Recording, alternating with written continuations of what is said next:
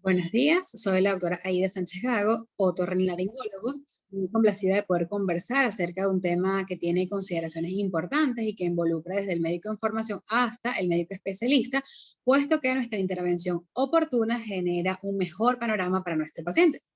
En mi caso en particular, a través de la visión del otorrinolaringólogo en cuanto al manejo integral de una masa cervical, que queda definida como cualquier lesión congénita o adquirida que se presente en el cuello, que sea palpable, visible o evaluable a través de un estudio de imagen.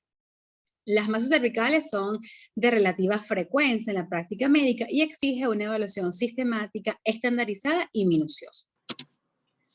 Preguntarnos qué es y qué hacer ante una masa cervical es una de las preguntas que intentaremos responder a lo largo de esta conferencia. Cuando detectamos una masa cervical en un paciente, debemos tomar en cuenta que existe una gama importante de posibilidades diagnósticas que pueden ir desde elementos o estructuras prominentes en algunos pacientes hasta la etiología congénita, inflamatoria y neoplásica, que esta es la primera clasificación grande que vamos a utilizar. El cuello está formado por importantes elementos vasculares, linfáticos, musculares, nerviosos y tejido conectivo. Particularmente las fascias describen espacios aponeuróticos que generan rutas de diseminación tanto para microorganismos como para neoplasias. El cuello en general tiene poco espacio libre y un aumento de volumen de cualquiera de sus elementos va a ser rápidamente identificable. Elementos anatómicos importantes en el cuello son los ganglios linfáticos, se describen entre 150 y 300 ganglios que representan al menos el 30% del general de los ganglios de todo el organismo. El drenaje linfático es de gran importancia en la historia natural y en la evolución de las patologías neoplásicas e inflamatorias de cabeza y cuello. Existe, o frente a una descripción clásica de los ganglios linfáticos de cabeza y cuello, está el enfoque anatomoquirúrgico realizado por el Memorial Kettering Cancer Center, hecho en función del comportamiento biológico de los tumores malignos que usan esta vía para diseminación y son la clásica representación por niveles que va a estar representada por un sector topográfico en particular. Lo otro que debemos establecernos al abordar un paciente con una masa cervical es si esta masa corresponde con un tumor dependiente de tejidos blandos o si por el contrario es una adenopatía. En el caso de que sea una adenopatía debemos determinar si esta es maligna o benigna. Entonces, ¿qué elementos debemos tomar en cuenta para abordar a un paciente con una masa cervical? Un factor importante para orientar el diagnóstico es la edad del paciente. Se establece que al menos el 55% de los tumores de pacientes entre 0 y 15 años corresponden con una etiología congénita. El resto está distribuido en un 27% de patologías inflamatorias y un 11% que no debemos dejar de prestarle atención porque se tratan de neoplasias malignas. Cuando hablamos de patologías congénitas debemos mencionar el quiste de conducto tirogloso que se presenta hacia la línea media y tiene como característica semiológica la retracción cuando se protruye la lengua. También tenemos el quiste branquial que se desarrolla a través del trayecto del músculo esternocleidomastoideo y el linfangioma que tiene una aparición acelerada hacia los primeros años de vida y que tiene como característica clínica que es positivo a la transluminación. Existen otros tumores congénitos con los cuales hacer diagnóstico diferencial, desde los quistes dermoides, laringoceles, tiroides ectópicas, entre otros. Generalmente el tratamiento es quirúrgico.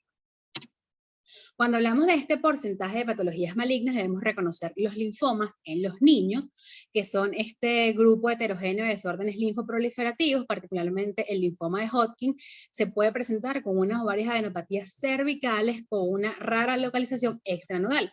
En Venezuela en particular es más predominante en niños y en adultos jóvenes, si sospechamos porque se asocia parte de las adenopatías, fiebre, pérdida de peso, debemos investigar otras cadenas ganglionares. El linfoma no Hodgkin se caracteriza por tener adenopatías más voluminosas, el 10% tiene un compromiso extranodal y de estos, al menos el 80% puede tener su expresión en el anillo linfático de Waldeyer, que es el territorio de trabajo diario de los otorrinos. En Venezuela este se representa más frecuentemente en los adultos. Cuando hablamos de los pacientes cuyo grupo etario se encuentra entre 16 y 40 años, al menos el 50% son masas cervicales de origen inflamatorio. El resto está distribuido entre las congénitas y las neoplasias. Cuando hablamos de la inflamación de los ganglios linfáticos cervicales, decimos que es la causa más común de patología inflamatoria adquirida en el cuello, y los grupos ganglionares van a drenar el territorio que se va a correlacionar con la puerta de entrada de la infección. Cuando hablamos de la forma o el tiempo de instauración, las podemos clasificar en agudas y subagudas o crónicas. Cuando hablamos de patologías virales, tenemos que mencionar el adenovirus, el rinovirus y el Epstein-Barr virus como agentes causales de pacientes que tienen infecciones respiratorias de vía aérea superior frecuentes. Cuando hablamos de bacterias relacionadas con infecciones agudas que generan adenopatías, tenemos que mencionar al Streptococcus betamolítico del grupo A y al Staphylococcus aureus si la causa se encuentra a nivel cutáneo. Las patologías inflamatorias subagudas o crónicas tienden a ser de un diagnóstico un poco más difícil y tenemos que apoyarnos con los estudios complementarios. Cuando hablamos de la etiología bacteriana, tenemos que hacer diagnóstico con la tuberculosis en su forma extrapulmonar. Cuando se trata de tuberculosis ganglionar, por lo menos el 50 o el 70% pueden presentarse a nivel de los ganglios del cuello. Cuando hablamos de la etiología viral, debemos mencionar la infección por HIV, que en muchas oportunidades pudiera ser el debut o el síntoma principal por el cual pudiera acudir un paciente. Si por el contrario el paciente ya tiene el diagnóstico, tenemos que pensar en micobacterias atípicas o algún germen oportunista. En cuanto a la etiología infecciosa parasitaria de las masas inflamatorias adquiridas, subagudas o crónicas, tenemos que establecer el diagnóstico de algunas parasitosis como la toxoplasmosis y la leishmaniasis. En cuanto a los pacientes por encima de 40 años o mayores de 40 años, el 80% de las masas cervicales corresponden a una etiología neoplásica, de los cuales al menos el 80% son malignas, exceptuando el carcinoma papilar de tiroides, que es más frecuente en pacientes jóvenes. El 80% de la frecuencia van a ser patologías malignas. Por eso hay que ser bien enfático y cuidadoso cuando veamos un paciente por encima de 40 años con una masa cérvica. 80% de estas lesiones malignas pueden corresponder con metástasis. La afección ganglionar en los carcinomas de cabeza y cuello es el principal factor pronóstico conocido y disminuye la supervivencia de estos pacientes en un 50%. El resto de la distribución se encuentra entre las causas inflamatorias y congénitas que se hacen, digamos, con diagnóstico tardío. Cuando hablamos de la patología neoplásica benigna, debemos el diagnóstico con lesiones vasculares, por ejemplo, los aneurismas cervicales, que pueden simular un ganglio en el cuello. Sin embargo, desde el punto de vista semiológico, son lesiones que siguen un trayecto vascular, que pueden tener incluso palpitaciones o latidos, frémito, y que pueden modificarse con las maniobras de Valsalva. Desde el punto de vista del origen neurológico, podemos hacer diagnóstico de schwannomas o neurofibromas, que son patologías neoplásicas benignas. Otros diagnósticos de patologías neoplásicas benignas con los que tenemos que hacer diagnóstico diferencial son los bóceos tiroideos, los lipomas y los laringocelos. Para mí representa de mucha importancia hacer énfasis en lo que es la patología de las neoplasias malignas, porque no debemos menospreciar este número, que es que 80% de los adultos con masas cervicales corresponden a una etiología maligna. El abordaje de las masas en el cuello en el adulto debe estar dirigido a descartar malignidad en primer lugar. Cuando a mí me toca abordar a un paciente como este, siempre recuerdo una frase que me dijo un gran profesor y es: piensa en cáncer. Parece muy sencillo, pero es fundamental. Quizás los otorrinos tenemos un abanico de posibilidades diagnósticas muy amplias, pero nuestra evaluación tiene que ir fundamentada y dirigida a demostrar que eso no es algo malo, por verlo de alguna manera. Y no caer dentro del retraso diagnóstico que está definido como el tiempo que transcurre desde el inicio de los síntomas hasta el momento en el que se hace el diagnóstico. Este se puede clasificar en causas adjudicadas al paciente, el retraso en la consulta o la automedicación, pero también hay algunas causas adjudicadas al grupo de trabajo o al grupo médico que trate al paciente. En algunos países, como el Reino Unido, el retraso diagnóstico se estima que puede ser de 3 meses, en otros países como Brasil puede ser de hasta 10 meses. Realmente en nuestro medio no existe números que nos permitan corroborar o sustentar o descartar estos números y compararlos con otros países. Sin embargo, a veces en la práctica vemos que puede ser incluso un poco más. Nosotros tenemos que enfocarnos en tratar en este paciente de demostrar, como les dije, si es una patología maligna, si por alguna razón nos equivocamos y este paciente está dentro de este 20%, que es una neoplasia benigna, digamos que nos equivocamos entre comillas a favor del paciente y tenemos la seguridad de que no vamos a caer o que vamos a cortar el retraso diagnóstico. De esta manera podemos tener un adecuado rendimiento en nuestro ejercicio profesional y generar un tratamiento oportuno para este paciente.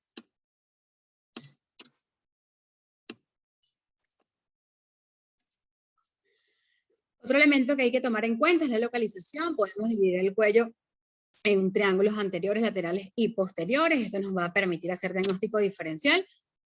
Es importante tomar en cuenta algunas determinaciones, que es que una masa posterior solitaria siempre es sujetiva de malignidad y que la presencia de un ganglio supraclavicular indica generalmente que la enfermedad proviene de la parte intratorácica o intraabdominal. La bilateralidad muchas veces nos habla de la patología infecciosa. Sin embargo, si vemos que esta masa tiene características de malignidad, debemos pensar que se ubica topográficamente en un sitio que es fácil diseminarse hacia el lado contralateral, o que la masa es suficientemente grande como para ya haber traspasado la línea medial, donde se origina el tumor primario en este caso. Cuando hablamos del examen físico, debemos tomar en cuenta características como rubor, calor, movilidad y la limitación funcional en estos pacientes para pensar en una patología inflamatoria. Generalmente la patología inflamatoria, como vemos en la imagen, se va a caracterizar por una lesión indurada, enrojecida, muy dolorosa la palpación, a diferencia de las masas neoplásticas malignas que tienden a ser duras, mal delimitadas, indoloras, fijas a planos profundos. Y es importante mencionar que la fistulización nos puede hablar de una adenopatía abscedada o una metástasis que está sobreinfectada. En cuanto a la cronología de instauración, las patologías inflamatorias tienden a ser de aparición brusca, pero deben remitir con el tiempo una vez que han sido tratadas. Las masas en principio deben ser tratadas si pensamos en algo inflamatorio, y dependiendo de la evolución, tratarlas como una masa neoplásica que en cuanto a su instauración cronológica tienden a ser de crecimiento lento pero progresivo. 2 o 3 semanas es el plazo que damos para determinar una remisión en estas lesiones, y en caso de que no exista la remisión debemos tratarlo como un paciente con una masa de origen neoplásico. En cuanto al examen físico de estos pacientes, debemos investigar de forma minuciosa los hábitos tóxicos, sobre todo tabaco y alcohol, enfermedades sistémicas como tuberculosis, HIV, intervenciones sobre la piel de la cara o del cuero cabelludo, viajes, contactos con animales y antecedentes de radioterapia en cabeza y cuello.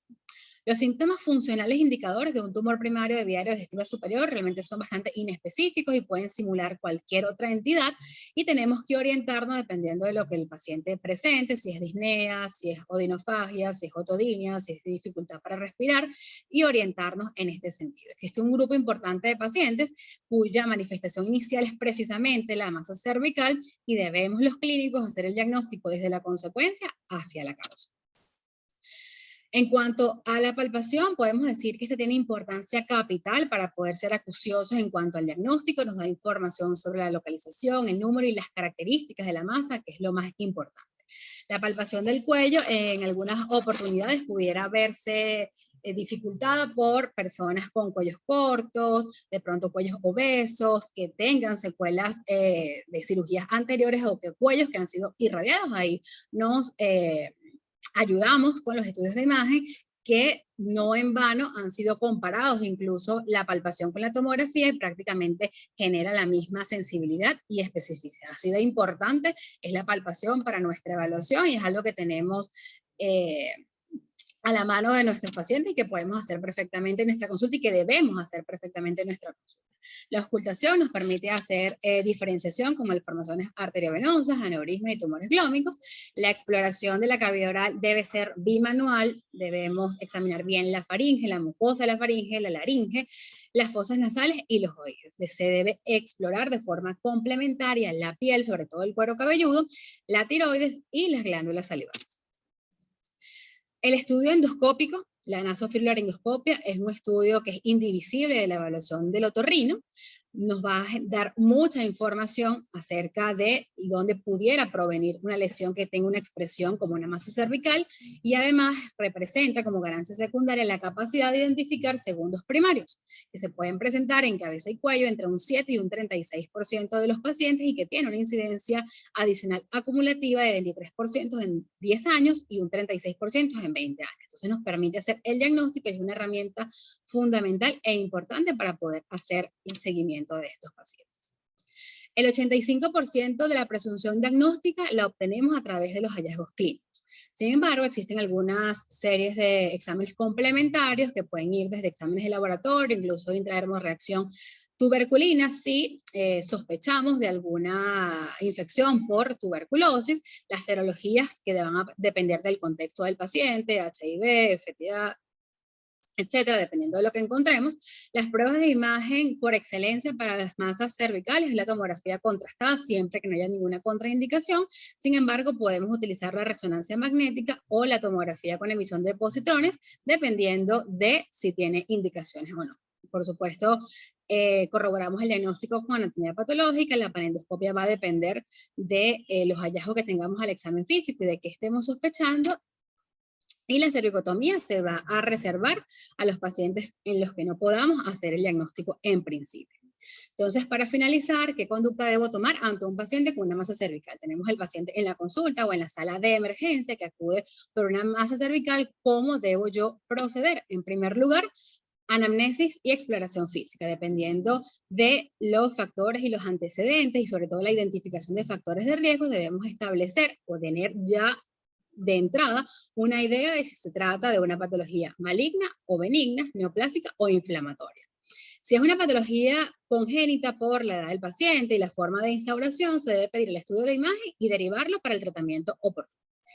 Si es una patología benigna neoplásica, generalmente es de resolución quirúrgica y debe ser derivado para el mismo.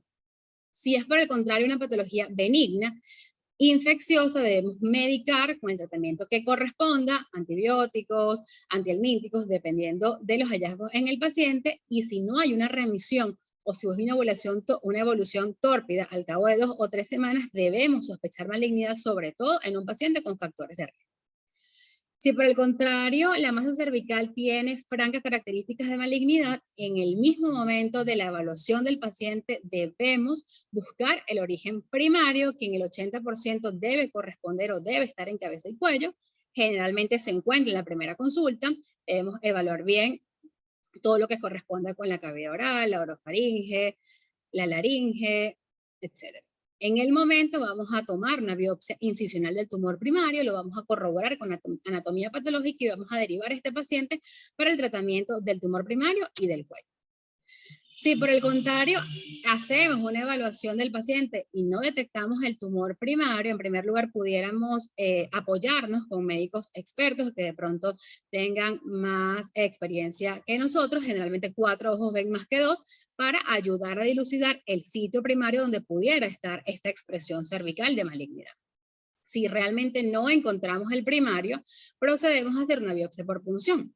Siempre la biopsia por punción es lo mandatorio. El 90% de los carcinomas de cabeza y cuello corresponden con un carcinoma de células escamosas, y en estos casos la biopsia por cuña está contraindicada porque la diseminación extracapsular va a empeorar el pronóstico de estos pacientes. Entonces, si no conseguimos el primario, debemos proceder a una biopsia en primera instancia por punción. Por ejemplo, esta paciente que vemos en la imagen superior, en principio parecía un tumor de amígdala, la biopsia incisional no nos reportó un resultado concluyente, procedimos a hacer la biopsia por punción y determinamos un linfoma no Hodgkin extraganglionar, y la paciente fue derivada al tratamiento. Esta paciente que vemos acá abajo tenía una masa cervical con características sugestivas de malignidad.